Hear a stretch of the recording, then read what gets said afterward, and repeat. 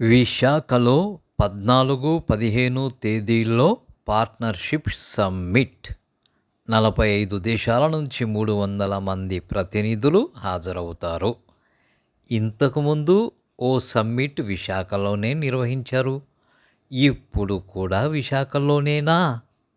ఆంధ్రుల అద్భుత రాజధాని అమరావతిలో నిర్వహించరా? లోకేశం బాబు, ఎప్పుడూ విశాఖనేనా?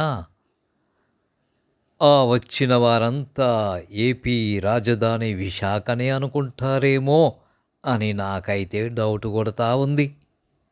మీ వ్యవహారం చూస్తుంటే మీ నాయనగారికేమో భ్రమరావతి అనబడే అమరావతి రాజధాని అయితే మీకేమో విశాఖ రాజధాని అనుకుంటా. ఇంకో పెద్ద మనిషి ఉన్నాడులే, నాకు నా పిఠాపురమే రాజధాని అంటాడేమో. మొత్తం మీద మీరు కూడా డీసెంట్రలైజేషన్ చేసుకుని రాజధానులను పంచుకున్నట్టే కనబడతా ఉంది.